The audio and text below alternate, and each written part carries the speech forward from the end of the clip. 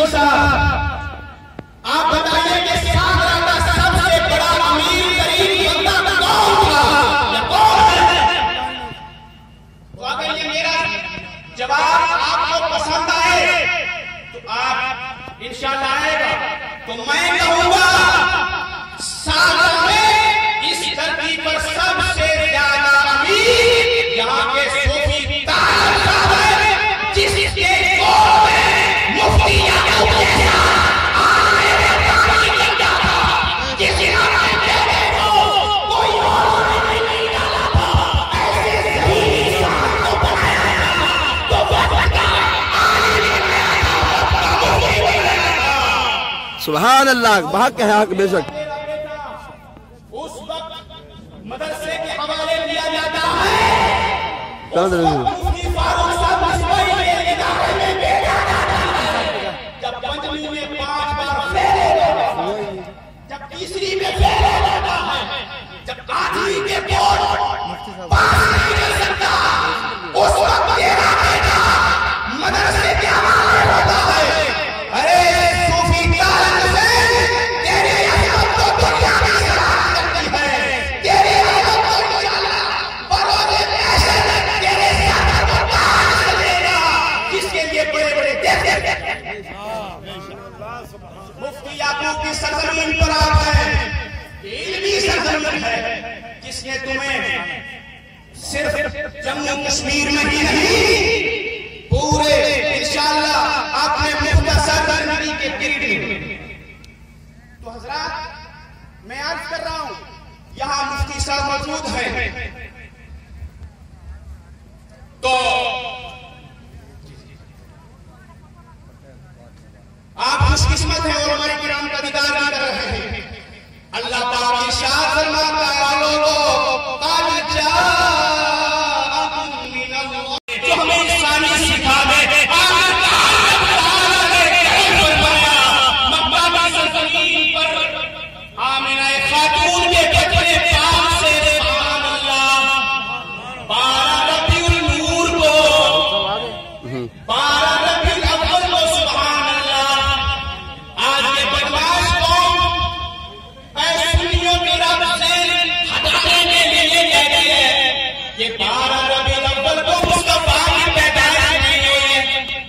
مگر تم ان کی مت سنو، وہ جھوٹ پہ جھوٹ بولیں گے.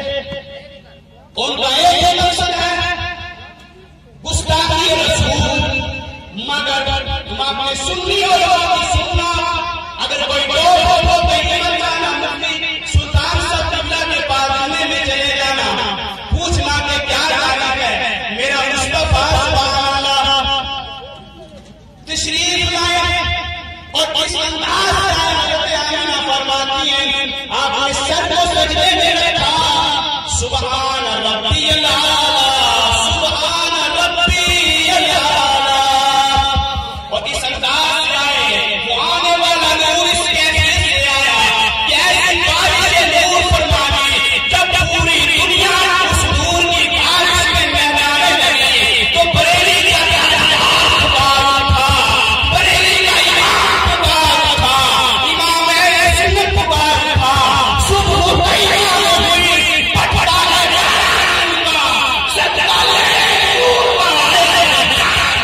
سبحان اللہ. یا رسول اللہ نے کہا تو بادشاہ اور یہ پیارا نہیں بیسو مفتی صاحب بیسو آپ کری ہاں ایسے کرا ایسے کرا. سبحان اللہ کیسے چمکتے ہیں، پورا کمرہ سے معطر، روشنی ہی روشنی. اور جن کے حضرات مچلتے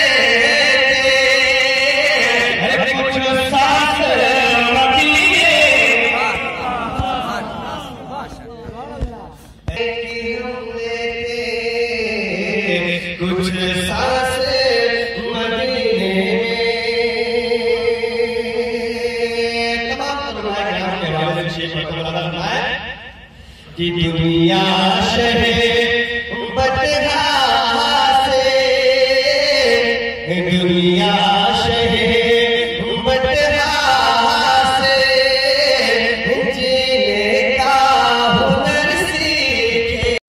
وزیر کا زمین ہے وہاں میرے 2 وزیر ہیں، 2 وزیر یہاں ہے. مطلب یہ ہوا آسمانوں میں بھی مصطفیٰ کی حکومت، زمین پہ بھی مصطفیٰ کی حکومت. سلطان کونین نہیں، مالک کونین نہیں، وہ پاس کچھ رکھتے نہیں. 2 جہاں کی نعمتیں ہیں ان کے خالق، 2 جہاں کی کنجیاں ہیں ان کے خالق میں. مصطفیٰ کریم علیہ السلام کی حکومت. حضرت گرامی اب آئیے، یہ اس مقدس محفل کے اندر آپ بیٹھے ہوئے ہیں. اب ترتیب بار میری چند گزارشات آپ سنیں. میرا رب فرماتا ہے والذی ارسل، وہ ہے ایک ضمیر ہے اور اس کے کس میں موصول ہے. ابھی ترتیب نہیں کروں گا کیونکہ اس سے آپ کو پارا پڑھنا نہیں ہے اور بات پوری سے گزر جائے گی تو بعد میں ہوتی ہے. 20 سال سے پہلے جناب کس مولوی کو لے کر کے آتے جو کچھ اور ہی کہہ رہا تھا. تو میں یاد کروں کہ یہ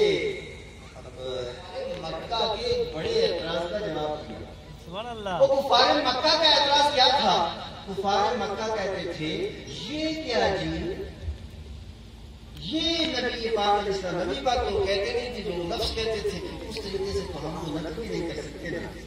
وہ کہتے تھے یہ دیکھو جناب عبداللہ کی گھر پیدا ہوئے، جناب عبد المطلب کے گھرانے کے اندر پیدا ہوئے، حضرت آمنہ کی گود کے اندر انہوں نے پرورش کی ہے اور پھر 40 سال کے بعد انہوں نے نبی ہونے کا اعلان بھی کر دیا ہے. یہ کھاتے ہماری طرح ہیں، پیتے ہماری طرح ہیں، چلتے ہماری طرح ہیں، سوتے ہماری طرح ہیں، جاگتے ہماری طرح ہیں اور پھر انہوں نے شادی بھی کی ہے، ان کے ہاں بچے بھی ہیں. یہ ہم نہیں مان سکتے. لستا مرسلن، قرآن حکیم نے ہدایت فرمائی ہے، ہم یہ نہیں مانتے کہ آپ اللہ کے رسول ہیں، اس لیے کہ یہ سارا کام ہم کر رہے ہیں. تو پتا چلا کافروں کا یہ اعتراض بڑا پرانا ہے. یہ کافروں کا اعتراض زور سے یہ کافروں کا اعتراض کہ نبی ہماری طرح ہے، یہ رسول نہیں ہے، ہم نہیں مانتے ہیں. ہم نہیں مانتے ہیں کہ شان والے، عزت والے، عظمت والے، ان کو غیر کے علم ہے، یہ عادت والے ہیں اور یہ ہمیشہ زندہ رہیں گے اور یہ حیات نبیین کی حقائق یہ وغیرہ وغیرہ، یہ سارے کے سارے شان اور فضائل کا انکار کیا. لیکن اللہ یہ کفار مکہ، یہ مکہ کے اندر چلنے والے حضور کی ذات کے اوپر اعتراض کر رہے ہیں اور جواب عرش کا مالک عطا فرما رہا ہے. هو الذی ارسل، وہ ہے جس نے بھیجا. کس کو بھیجا؟ اپنے رسول کو بھیجا. اب دیکھیے، اب آپ اپنا ذہن تھوڑا قریب کریں، علماء کو سب پتا ہے یہ تقریر اسٹیج والوں. آپ دیکھیے جس کو بھیجا جاتا ہے اور جس کے پاس بھیجا جاتا ہے، جب اللہ تعالیٰ کسی کو بھیجتا ہے تو انسان کے اندر یا کسی بھی شے کے اندر 2 طرح کی قوتیں ہوتی ہیں. کتنی طرح کی قوتیں ہوتی ہیں؟ بولو بولو کتنی طرح کی؟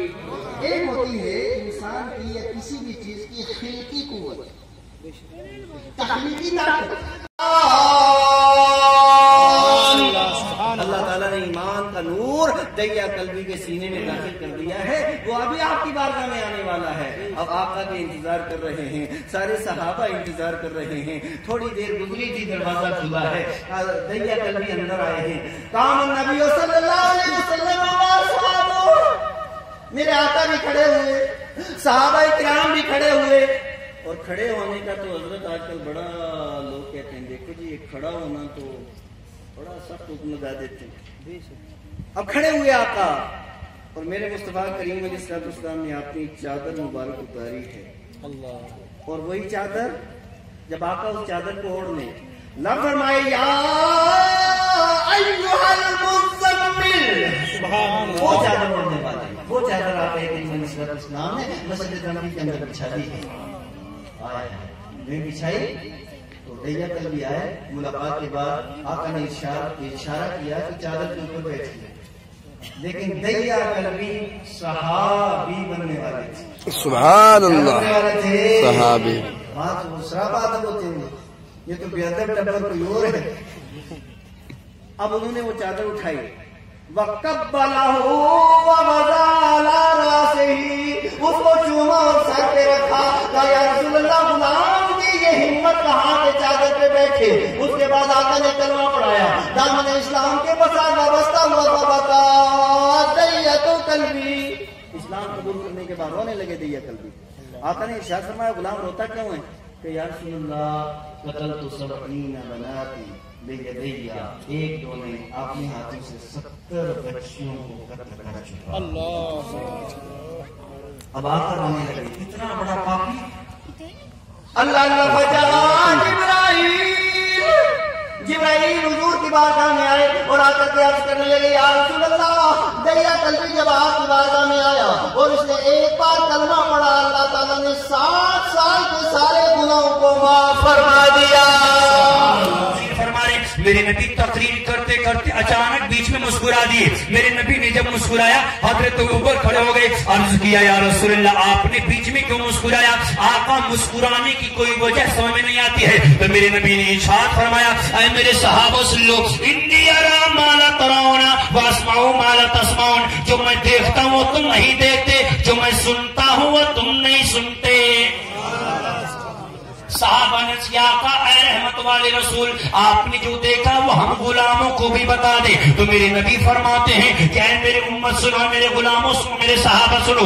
میرے اللہ کی بارگاہ میں میری امت سے 2 سگے بھائی حاضر ہوئے, ایک چھوٹا بھائی دوسرا بڑا بھائی. چھوٹا بھائی اللہ کی بارگاہ میں شکایت کرتا ہے اے میرے مولا اس نے میرا حق مار لیا ہے, میری زمین پہ قبضہ کر لیا ہے, ہماری پراپرٹی پہ قبضہ کر لیا ہے, مجھے بھی مارا ہے, میرے بچوں کو مارا ہے, مجھے بھی گالیاں دیا ہے, میرے بچوں کو گالیاں دیا ہے. اے اللہ مجھے میرا بدلہ چاہیے, اس نے مجھے ستایا ہے, میرے بچوں کو ستایا ہے, میرا بھی خون بہایا ہے, میرے بچوں کا خون بہایا ہے. اے اللہ مجھے میرا بدلہ چاہیے. اللہ فرماتا ہے کہ تمہیں تمہارا بدلہ ملے گا, لیکن اس سے پہلے تم دونوں اپنی آنکھیں بند کر لو. وہ دونوں اپنی آنکھیں بند کرتے ہیں. جب آنکھیں کھولتے ہیں تو کیا دیکھتے ہیں کہ خوبصورت شہر دکھ رہا ہے, شہر میں اچھے باغات دکھ رہے ہیں, ہیرے جواہرات سے جڑے ہوئے مکانات بھی دکھ رہے ہیں, دودھ اور شہد کی جاری نہریں بھی دکھ رہی ہیں. تو بندہ آنکھ کھولتا ہے, عرض کرتا مولا یہ جو جنت کا ٹکڑا ہم نے دیکھا, اے اللہ جو جنت ہم نے دیکھی یہ جنت کس نبی کی تھی, یہ جنت کس شہید کی تھی, یہ جنت کس صحابی کی تھی, یہ جنت کس تابعی کی تھی, یہ جنت کس نمازی کی تھی, یہ جنت کس حاجی کی تھی, یہ جنت کس پرہیزگار کی تھی. اللہ فرماتا نہیں, جو جنت تم نے ابھی دیکھی یہ جنت کسی نبی کی نہیں تھی, یہ جنت کسی شہید کی نہیں تھی, یہ جنت کسی صحابی کی نہیں تھی, یہ جنت کسی تابعی کی نہیں تھی, یہ جنت کسی نمازی کی نہیں تھی, یہ جنت کسی حاجی کی نہیں تھی, یہ جنت کسی پرہیزگار کی نہیں تھی. اللہ فرماتا ہے یہ جنت کسی نمازی حاجی پرہیزگار کی نہیں. تو بندہ عرض کرتا مولا پھر یہ خوبصورت جنت ہے کس کی؟ تو اللہ فرماتا ہے یہ خوبصورت جنت اس بندے کی ہے جو اس کی قیمت ادا کر دے, جو اس جنت کو خرید لے. سبحان اللہ, سبحان